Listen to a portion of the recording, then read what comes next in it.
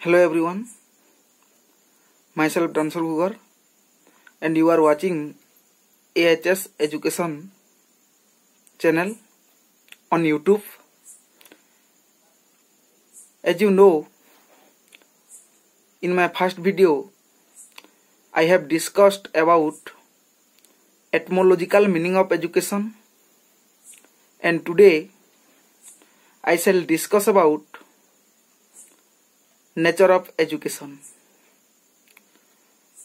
साधारणतः भाव जदि आमे देखिबा ताहेले शिक्षार स्वरूप बा शिक्षार प्रकृति बहुत गुड़ी अछि, but here I will discuss about only 10 natures regarding nature of education.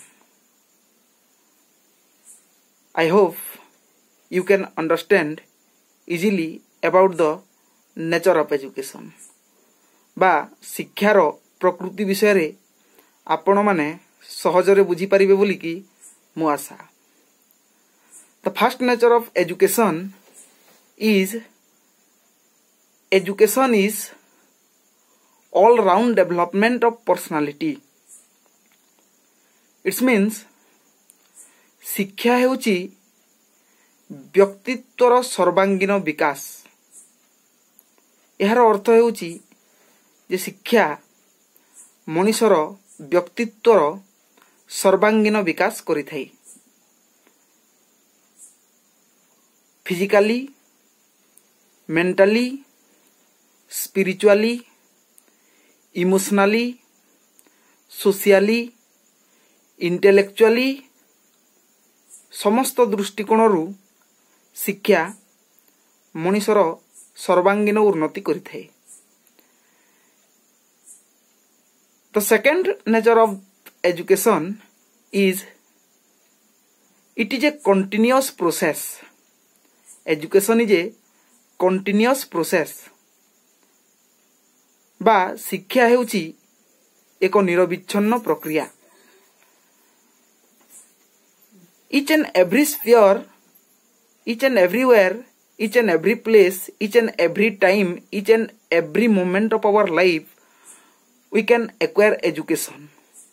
प्रत्येक मुहूर्त रे, प्रत्येक जगह रे, प्रत्येक स्थान रे, प्रत्येक समय रे, सबु समय रे आमे शिक्षा पाई थाउ. तेणु शिक्षा को निरविच्छिन्न प्रक्रिया बोली कि मध्य कहा जाय. The third nature of education is it is a lifelong process. बा शिक्षा हेउची एक जीवन व्यापी प्रक्रिया. It start from mother womb to till death. शिक्षा मातृगर्भरु आरंभ होई मृत्यु पर्यंत चली रही थाई. यार किंबदंती स्वरूप आम पुराण रे अभिमन्यु कथा वर्णित अछि, जे कि सुभद्रार गर्भ भितरे थाई चक्रव्यूह विषय रे ज्ञान अर्जन करि परिथिले. The fourth nature is education is discipline. The fourth nature is education is discipline. बा शिक्षा हेउची श्रृंखला. Without discipline you can't acquire education, as well as without education you can't bring discipline. बा बिना श्रृंखला रे तमे शिक्षा अर्जन करि परिबो नाही, एवं बिना शिक्षा रे तमे श्रृंखला आनी परिबो नाही. The another nature of education is a bipolar process. बा शिक्षा हेउची एक द्विपाक्षिक प्रक्रिया. एहाकू एथिपई द्विपाक्षिक प्रक्रिया बोली कि कहा जाय, कारण एथिरे शिक्षक एवं शिक्षार्थी एई दुईटा हेउचंती दुईटी पक्ष, एवं बिना शिक्षक रे शिक्षार्थी कौनसी जगारू बा कौनसी स्थानरू शिक्षा ग्रहण करि परिबो नाही. एवं बिना शिक्षार्थी रे कौनसी शिक्षक काहाकू शिक्षादान करि परिबे नहीं। Another nature of education is a tripolar process बा शिक्षा हेउची एक त्रिपाक्षिक प्रक्रिया। त्रिपाक्षिक प्रक्रिया रे जेमती मु कहली बाइपोलर प्रोसेस रे द्विपाक्षिक प्रक्रिया रे शिक्षक एवं शिक्षार्थी होउछंती इंपोर्टेंट, किंतु ए जो त्रिपाक्षिक प्रक्रिया रे शिक्षक एवं शिक्षार्थी तांको सहित आ गोटे जिनिस जड़ित अछि, सेटा होउची परिवेश। कारण उत्तम परिवेश बिना शिक्षा ग्रहण करिबा असंभव होई पड़े। Another nature of education is a continuous reconstruction and reorganization of experiences बा शिक्षा हेउची अभिज्ञतार निरविच्छिन्न ओ पुनर्गठन।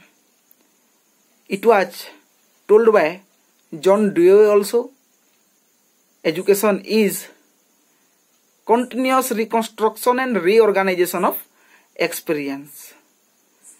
Another nature of education is purposeful बा शिक्षा हेउची उद्देश्यमूलक। बिना उद्देश्य रे शिक्षा ग्रहण करिबा निरर्थक होइथाय। किंबा आमे कहि परिबा जे कोनोसी निर्दिष्ट लक्ष्य बा कोनोसी निर्दिष्ट उद्देश्य को पूर्ण करिबा पई शिक्षा ग्रहण करिबा दरकार एवं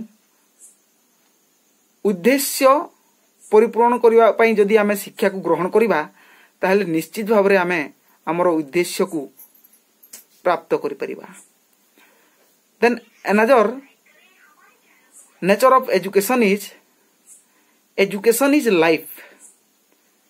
Education is life बा शिक्षा हेउची जीवन। As you know, there are so many problems in our life. Each and every moment of your life you can face different kinds of problems that may be small or that may be big, but you can solve that problem or you can solve that your day-to-day life problem through your experiences or through education. आपण आपणकर अभिज्ञता द्वारा सही problem गुडा को solve करि परिबे एवं शिक्षा द्वारा सही प्रॉब्लम गुडा को सॉल्व करि परिबे। On the other way, we can say that education is life because from birth to till death we are acquiring education.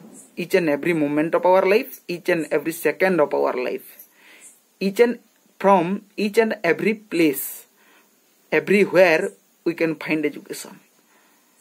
That's why it is called as life. Another nature of education is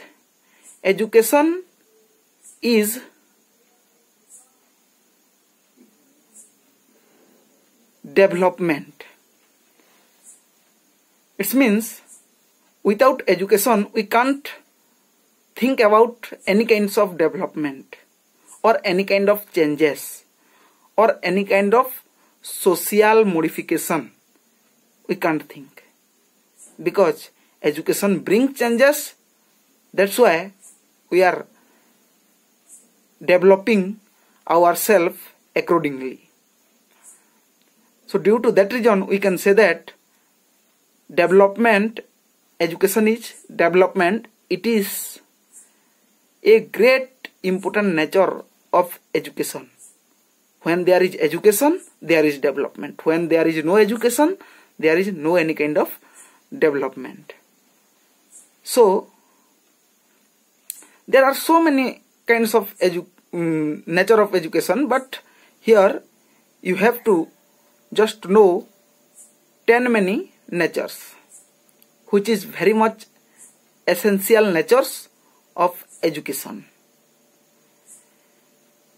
So these are all about your natures of education. एवं मोर आशा आपण मानक पाखकू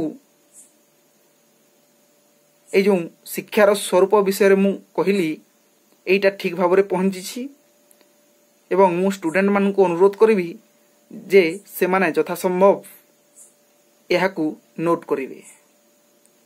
जदि वीडियोटी आपन को पसंद लगिला ताहेले दया करी like करिवे। कोनोसी प्रकार डाउट थिले कमेंट सेक्शन रे जणैबे किंबा आउ कोन कोन पढ़ेबा दरकार से विषय रे मध्य कमेंट सेक्शन रे जणैबे एवं शेष रे एतिकी कहिबी जे मोर चैनल को सब्सक्राइब करिवे। धन्यवाद।